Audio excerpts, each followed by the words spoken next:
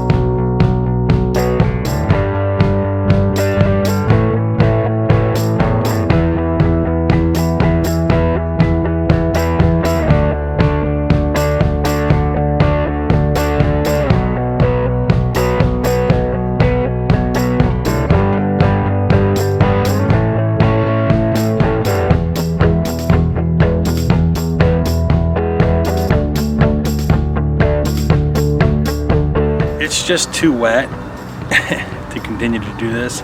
I really don't have enough time to get it all done. It's starting to sprinkle a little bit, so it's not helping the situation at all.